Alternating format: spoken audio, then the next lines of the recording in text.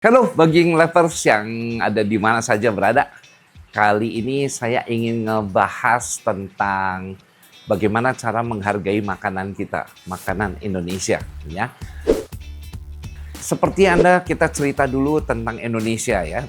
Indonesia ini yang sangat terkenal di kalangan anak muda adalah yaitu jenis makanan yang fancy food ya. Fancy food itu banyak sekali makanan sementara yang umurnya juga nggak lama karena dengan pengembangan dunia sosial media yang sangat kuat sehingga penerbangan-penerbangan ke luar negeri juga murah. Banyak sekali orang-orang Indonesia terutama yang punya uang pada keluar negeri, bahkan banyak yang anaknya sekolah di luar negeri dari muda ya. Dan di sana dia makan makanan setempat. Contoh kalau pergi Korea dia makan makanan Korea yang unik, yang notabene hampir mendekati sama, yaitu pedas-pedasnya itu. Ya kan? Kemudian ada juga yang pergi ke Jepang yang dia punya karakter sendiri karena lihat kemewahannya daripada makanan Jepang ya. Semuanya itu yang serba unik, yang berbeda, mereka coba, mereka suka. Ya, ada juga yang makanan ke barat. Karena kita dulu dijajah Belanda kan dari Eropa. Jadi banyak sekali makanan-makanan jenis Belanda kayak steak dan lain sebagainya. Ya, bikin salad dan lain sebagainya, itu makanan sehat semua, bagus ya. Tapi dalam hal ini Anda jangan lupa, kadang-kadang pulang ke Indonesia yang dibukanya itu di sini bukan makanan Indonesia, tapi malah lebih menghargai ke makanan negara lain. Jangan lupa, makanan Indonesia dibuatnya juga tidak sesimpel yang mereka buat.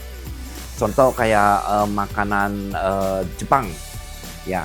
Makanan Jepang sebetulnya ya dia pakai daging mentah, tinggal ya kalau kita ngomong pilih gampangnya pakailah daging yang segar. Tentunya kan ada aturan-aturan ya. Daging yang segar tuh bagaimana? Ikan salmon yang bagus yang mana? Ada yang dari tempat dingin, ada juga dari tempat panas. Kayak di Australia juga kan ada salmon yang dari udara tropik juga ada. Ya itu tergantung daripada ikannya ya, karena di Jepang tuh kebanyakan ikan ya kan.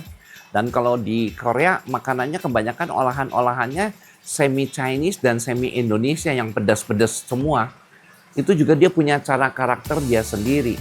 Tapi Indonesia ini punya karakternya berbeda. Dan kita harus bisa menghargai makanan Indonesia sehingga makanan Indonesia tidak dianggap murahan. Karena di mata saya di Indonesia sendiri beranggapan bahwa makanan Indonesia tuh kalau saya lihat dianggap murahan loh.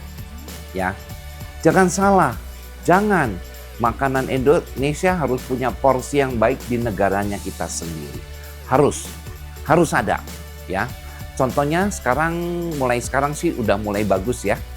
Di mana sekolah-sekolah perhotelan sudah diisi oleh makanan-makanan Indonesia. Dia memperkenalkan makanan Indonesia, ya kan? Walaupun dengan sangat standar sekali, tapi enggak apa-apa. Karena itu makanan Indonesia berbumbu pekat dan lain sebagainya, ya kan? Kemudian di televisi saya lihat juga makanan Indonesia udah berkembang dengan baik, ya. Yang ketiga, makanan Indonesia di sosial media, saya Instagram, YouTube, TikTok, udah luar biasa bagus sekali ya. Dan ini yang kita harus hargai. Bagaimana cara menghargainya? Nah, begini. Kita cerita dari beberapa negara terlebih dahulu ya. Saya contoh pergi ke Jepang. Di Jepang ini ada satu sekolahan punya orang Jepang, banyak sih. Sekolahannya banyak sekali. Dan dia hanya mengajarkan makanan Jepang aja loh. Nggak ada di situ namanya masakan Indonesia, masakan barat, nggak ada.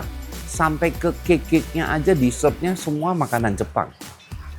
Dan orang Jepang itu menghargai makanan dia sendiri. Makanya terkenal ke seluruh dunia. Ya, ini kalau kita bicara orang Jepang. Lalu kita pergi ke Korea.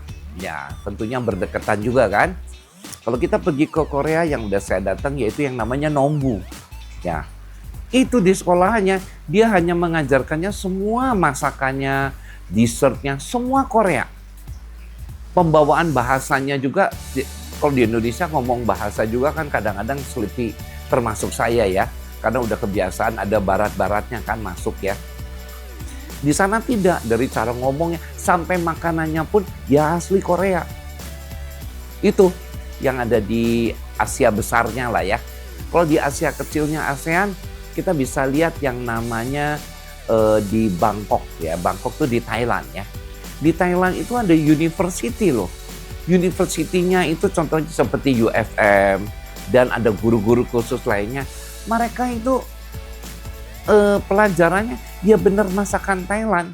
Jarang sekali yang kita temukan sekolah masak atau sekolah makanan Thailand itu disisipi dari barat-barat, itu enggak ada. Dia benar-benar makanan Thailand. Dari masakannya sampai proses pembuatannya, bahkan sampai bahasanya. Dia kalau ngomong Inggris ya Inggris semua. Tapi dia kalau ngomong bahasa Thailand, kalau saya dengar, kalau saya pergi ke Thailand, nggak ada tuh orang Thailand makanannya kalau ngomong Indonesia. Oh nanti di-upload dulu ya. Oh jangan, ini kalau bisa di-steam dulu. Nah itu bahasa-bahasa barat itu sebetulnya merancukan. Jadi kita juga harus berbicara dalam bahasa Indonesia juga yang benar. Ya kan? Jangan dicampur-campurkan barat jadi mengartikannya lain. Banyak kuenya yang gagal loh gara-gara istilah barat yang digunakan supaya rada gaya-gaya gitu kan kalau pakai barat. Sebetulnya tidak. Ya. Bahkan di Indonesia sendiri ini saya mengkritik ya. Pembukaannya di situ bakal ada di Pik lah, bakal ada di Kelapa Gading lah, terus di Tangerang lah, di mana ada street food. Begitu saya masuk ke street food, dia bilang dia buka Indonesian street food contohnya. Begitu saya masuk ke dalam, mana Indonesianya masih sedikit, yang ada banyak makanan Jepang, makanan Korea, makanan Barat, semuanya fine seafood. Kalau fine seafood tuh umurnya nggak lama, umurnya cuma sebentar, karena bukan makanan kita. Bahkan orang yang jual makanan Indonesia untuk di orang Indonesia sendiri itu nggak gitu banyak yang beli. Karena apa? Mereka anggap, kan saya suka bilang juga nih ada murid, Yongki saya mau buka itu loh street food, lagi ada pameran di sini. Saya pengen makanan Jepang, makanan Korea, makanan Barat, dan makanan mana lagi lah, Libanes lah, makanan Spanyol. Kenapa itu yang you pikirkan? Kenapa nggak makanan? Alah makanan Indonesia kan murahan Pak Yongki. Nah tuh. Keluar tuh kata-kata itu. Ya, jangan, makanan Indonesia tidak murahan. Makanan Indonesia berkelas. Coba lihat makanan Indonesia yang ada di kota Jakarta khususnya ya. Mereka semua bukannya fine dining loh. Coba lihat. Dan makanannya enak-enak, otentik, dan tidak kalah sulitnya dengan membuat makanan dari negara-negara lain. Memang segi bisnis dipentingkan dalam hal ini. Tapi jangan bisnis saja. Kalau bisa, Anda juga harus pentingkan makanan kitanya sendiri. Ini kita kalau bisa naikkan dengan membuat, makanya di sini kan ada kayak rembulan masakan Indonesia masuk mall. Wah, penampilannya bagus dan makanannya enak. Warisan Bulika, ya, Layar Seafood, Sentosa Seafood, ya kan, kayu-kayu tuh semua. Terus jonggrang, itu makanan Indonesia semua. Dan dia buka kelasnya di tengah ke atas tuh. Dan penyukanya banyak karena lidah kita. Sehingga orang banyak yang datang ke situ. Nah ini sekedar pesan-pesan dari saya. Coba kita belajar makanan Indonesia. Karena dengan Anda bisa membuat makanan Indonesia, Anda kalau buka di Indonesia, Anda juga pasti akan disuka orang. Ya, pasti akan disuka. Karena orang Indonesia setiap hari juga makanannya Indonesia. Kita nggak pernah paginya makanan Jepang, siangnya Korea, malamnya steak, itu nggak ada. Ya, orang kaya sekalipun di Indonesia sebulan juga paling kalau ada tamu dia baru antar ke makanan-makanan gitu. Tapi kalau kita udah kenalkan dari sekarang, anytime orang datang kita ajak makanan Indonesia, itu hasilnya akan lebih baik nanti ke depannya. Dan untuk memperkenalkan makanan Indonesia kan mudah. Siapapun di rumah bisa bikin loh. Ya, kita punya banyak karakter. Supnya aja punya 277 macam. Satenya hampir punya 100 macam tuh. Kalau di barat mana semua sama. Dia dagingnya ayam, sapi semua sampai tinggal dibumbuin beres. Indonesia tiap kota, tiap provinsi itu beda-beda. Dan sangat luar biasa sekali, berbumbu pekat dan sangat sehat buat kesehatan badan kita. Karena hampir semuanya menyerap minyak. Sehingga jangan takut dengan makanan berlemak yang ada di Indonesia karena bumbunya kita bumbunya pekat. Ya, jadi kurang lebih seperti itu.